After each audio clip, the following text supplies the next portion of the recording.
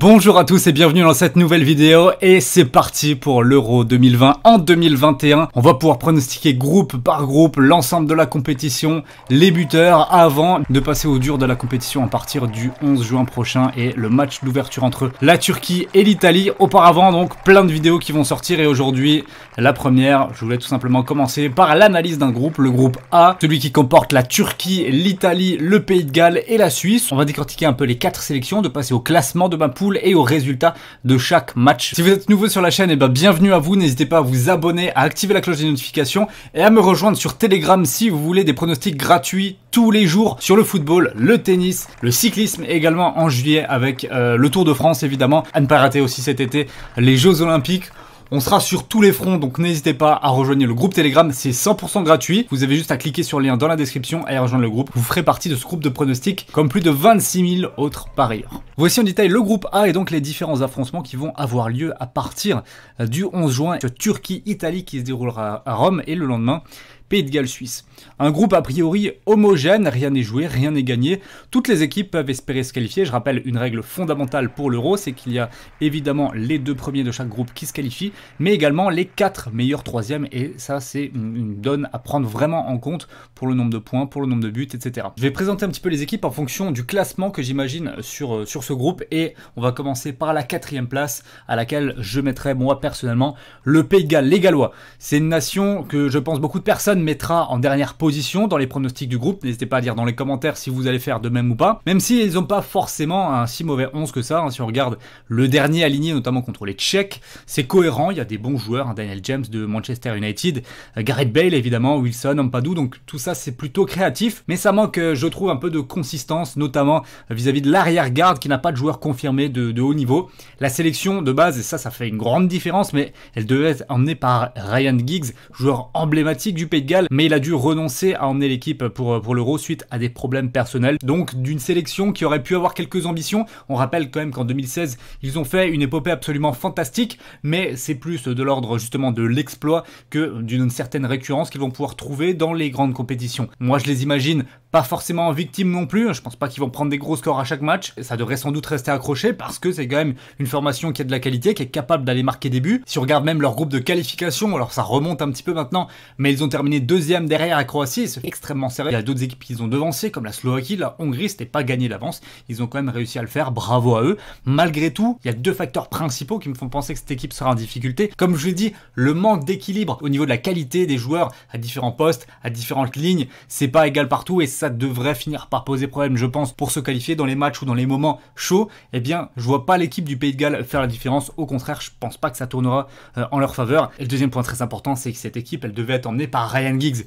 Et là, sans vouloir faire offense au sélectionneur qui est en place actuellement, c'est quand même vraiment pas le même standing et c'est pas la même dynamique non plus. Donc, compliqué pour moi de mettre les Gallois haut de parc à la 4e place dans ce groupe. Ensuite, en 3e place, et ça sera peut-être une surprise, mais je vais mettre la Suisse. Alors, la Nati, c'est toujours une sélection qu'on estime comme le poil à gratter du groupe. Toujours lorsque tu les affrontes, que ce soit en phase de groupe, en qualification, c'est toujours une équipe difficile à jouer. Le dernier grand rendez-vous, c'était en 2018, à la Coupe du Monde. Ils avaient contrarié notamment le Brésil, ils avaient fait un partout dès le premier match, et ils avaient terminé 2e devant notamment la Serbie, donc vraiment pas mal comme parcours. Pour se qualifier et arriver à cet Euro, ils ont fini 1er de leur groupe de qualification devant le Danemark, faisant principalement le job contre les petites nations. On va dire que le groupe était pas très compliqué, plutôt à leur portée, mais s'il y a quand même quelque chose à noter, c'est qu'il n'y a pas eu de victoire contre le Danemark, qui a été 2e et également qualifié, un nul et une défaite, et c'était peut-être les prémices à ce moment-là des difficultés qui allaient venir par la suite contre les plus grosses équipes. Aucune victoire en Ligue des Nations, si ce n'est un forfait des Ukrainiens, et plus récemment, on a même pu les voir en amical avant l'Euro. Petite victoire de Buzyn contre les États-Unis, mais elle a aussi un contenu qui a vraiment pas été rassurant. Je trouve que le 11 titulaire, alors ça n'engage que moi, mais manque un peu de renouvellement, notamment devant. On a besoin de nouvelles têtes, on a besoin de nouveaux joueurs qui prennent le pas. On a pensé à Mbolo, mais bon voilà, c'est pas hyper fiable non plus. Donc personnellement, moi je ne fais pas de la Suisse un outsider crédible dans ce tournoi et je les vois prendre la 3e place, pas plus. En 2e position, je vais mettre la Turquie, mais d'un rien, puisque je suis vraiment très enthousiaste pour la sélection turque pendant cet Euro. Peut-être même qu'ils auront la capacité d'être premiers. Dans les qualifs, ils avaient déjà pris la deuxième place. C'était cette fois-ci derrière la France, avec une seule petite défaite durant toutes les qualifications. C'était vraiment un excellent parcours. En Ligue des Nations, par contre, ils n'avaient pas été très bons, terminant dernier, une seule victoire dans un groupe plutôt homogène. Mais récemment, il y a eu des débuts d'éliminatoires à la Coupe du Monde 2022 extrêmement réussis, où ils sont actuellement en tête du groupe, toujours invaincus. Ce qui est noté et intéressant, c'est que c'est une équipe qui performe surtout contre les grosses nations. Ils ont tendance à se relâcher lorsque c'est un petit peu plus facile, lorsque l'adversaire est à leur portée. Ils ont notamment pris 3 buts contre la Lettonie, alors que quelques jours plus tôt, ils avaient explosé les Pays-Bas de Memphis Depay. Donc c'est un défaut qu'il faudra gommer pendant l'Euro. Mais j'ai envie de dire, avec un groupe très homogène et très compliqué comme ils ont, il n'y aura pas de place normalement au relâchement. Si on se penche un petit peu sur l'équipe type, on peut dire clairement que la fière allure. Yilmaz, Yazici, Selik, le clan lillois, Çalhanoğlu, la charnière, Kabak, Söyüncü, c'est très très fort. Même un joueur comme Tufan est essentiel au milieu de terrain. Donc moi je fais de la sélection turque un outsider crédible pour accéder, disons, à un bon quart de finale. Et donc, à la première place du groupe, je vais mettre l'Italie. J'ai envie de dire c'est logique, puisque les Italiens, ça fait un moment qu'ils performent vraiment. Qualifiés avec 10 victoires en 10 matchs dans un groupe qui était certes vraiment abordable, mais la perf reste à souligner. Et par la suite, ça a déroulé un premier de leur groupe de Ligue des Nations. 3 victoires et 3 matchs nuls, aucune défaite, le plein en qualification pour la Coupe du Monde 2022. 3 victoires en 3 matchs. Les Italiens, ils ont vraiment trouvé un rythme de croisière sous Mancini. J'en fais donc également un bel outsider. Je dirais au moins demi-finale possible en fonction du tirage et de ce qu'on verra par la suite à partir des huitièmes de finale. Mais pour moi, ils ont tout ou presque dans le 11, surtout au milieu de terrain pour aller au bout. On attend des masterclass évidemment de Barella qui était énormissime avec l'Inter, de Verratti, Jorginho, le jeune Locatelli également, Chiesa que j'attends énormément sur le front de l'attaque.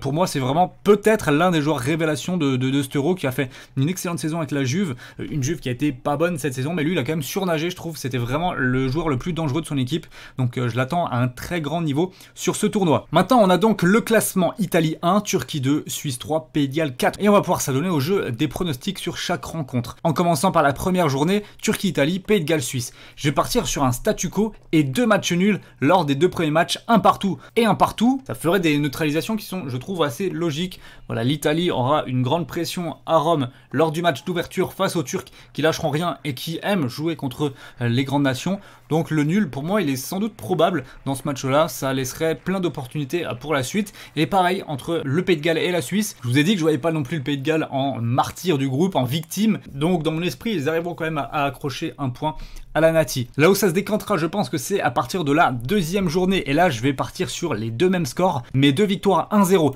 D'abord de la Turquie face au Pays de Galles, puis de l'Italie face à la Suisse. Là, ça ferait la différence. Turquie, Italie pour la qualification. Et on terminerait lors de la dernière journée par une victoire plus aisée des Italiens, qui seraient relâchés sans pression face à un Pays de Galles déçu et battu par la Turquie lors du match précédent. Et on terminerait avec un Suisse-Turquie très accroché pour la qualif, 2e place pour les Turcs, et la Suisse qui voudra quand même avoir des points, avoir des buts pour essayer d'être dans les meilleurs 3e. Ces résultats nous donneraient donc en première place l'Italie 7 points, en 2e place la Turquie 5 points, 3e Suisse 2 points et le Pays de Galles dernier avec 1 point. Voilà mon scénario pour ce groupe A. Je trouve qu'il est assez plausible, assez intéressant également dans l'analyse. N'hésitez pas à me dire dans les commentaires si vous trouvez ça bon. N'oubliez pas, vous avez l'opportunité avec le partenaire de la chaîne qui est BetClick d'avoir 100 € remboursés si votre premier pronostic est perdant. Et ça, pendant l'Euro, ça va être hyper bénéf pour vous. Vous pouvez vous inscrire avec le lien qui se trouve dans la description et vous pouvez mettre le code promo LTP pour soutenir la chaîne